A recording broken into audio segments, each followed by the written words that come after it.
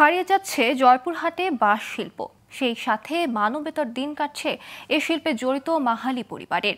অথচ একসময় বাঁশের পণ্যের কদর থাকায় ব্যস্ত দিন কাটত মাহালিদের। কিন্তু প্লাস্টিকের ভিড়ে বাঁশের তৈরি তৈজসপত্রের চাহিদা কমে গেছে। এছাড়া বাঁশের দাম বৃদ্ধি, কিন্তু পণ্যের চাহিদা ও দাম কমে যাওয়ায় পূর্বপুরুষের এ পেশা ধরে রাখতে পারছে না মাহালিরা। জয়পুরহাট থেকে জাহাঙ্গীর আলম খানের তথ্যচিত্রে ডেস্ক রিপোর্ট। এদেশের যে কয়েকটি প্রাকৃতিক উপাদান লোকজীবনে মিশে আছে তার মধ্যে বাঁশ অন্যতম। গ্রামের দরিদ্র পরিবারই এ শিল্পে বেশি জড়িত, আর তারাই বাঁশের তৈরি পণ্য ব্যবহার করে বেশি। নিত্য ব্যবহারের এই বাঁশ ধীরে ধীরে প্রধান উপকরণ হয়ে ওঠে কারুশিল্পের। একসময় জয়পুরহাট সদর উপজেলার ভাদশা, খঞ্জনপুর, দমদমা ও আয়মা রসুলপুরের মাহালি সম্প্রদায় সহ বিভিন্ন গ্রামের কয়েক হাজার পরিবার চলত এই বাঁশ শিল্পের ওপর। কিন্তু এখন আধুনিক প্লাস্টিক পণ্যের ব্যবহার বাড়ায় মানবেতর দিন কাটাচ্ছে এই শিল্পে জড়িতরা। ছেলে মেয়েদেরকে লেখাপড়া করাচ্ছে, এই বাঁশ কাজে আমাদের উন্নতি নাই, শুধু খাওয়াটা হয় কোনো রকম। আমাদের জিনিসের দাম নাই, বাঁশের দাম বেশি।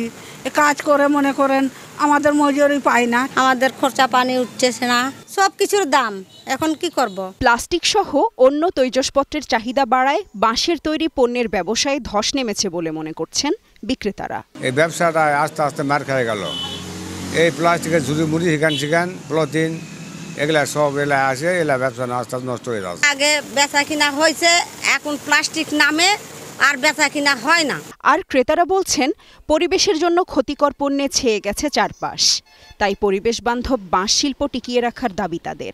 দিন দিন এগুলার ব্যবহার খুব কমে যাচ্ছে, কিন্তু এগুলাই আসলে পরিবেশ বান্ধব এবং টেকসই অনেক প্লাস্টিকের জিনিসের তুলনায়। এখনকার সকল মানুষরা প্লাস্টিক এবং নিত্য প্রয়োজনীয় জিনিসের উপর ওরা নির্ভর হয়ে গেছে। প্লাস্টিক বের হওয়ার জন্য এই ডালি টিকসই হচ্ছে না, আর অ্যাভেলেবল আগে পাওয়া যাচ্ছিল, এখন আর পাওয়া যায় না। এদিকে এ শিল্পের ওপর নির্ভরশীলদের সহায়তার আশ্বাস দিলেন বিসিক শিল্পনগরীর এই কর্মকর্তা। তাদের এই শিল্পের প্রসারের জন্য বিসিক সবসময় সহযোগিতা করে থাকে। বিসিক বিভিন্ন অফলাইনে মেলা আয়োজন করে এবং অনলাইনে ফেসবুক পেজ আছে, এখানে তারা প্রচারের সুযোগ পাবে। এছাড়া তাদের যদি কোনো ধরনের আর্থিক সহযোগিতা এবং বিজনেস পরিচালনার জন্য প্রশিক্ষণের প্রয়োজন হয়, বিসিক তাদের বিধিমতো সার্বিক সহযোগিতা করবে। বাঁশ শিল্পে জড়িত পরিবারগুলো বাঁচলে টিকে থাকবে এই শিল্প। তাই জলবায়ু দূষণ রোধ ও পরিবেশ রক্ষায় এই শিল্পকে বাঁচাতে এগিয়ে আসা উচিত বলে মনে করেন পরিবেশবিদরা। Global television news desk.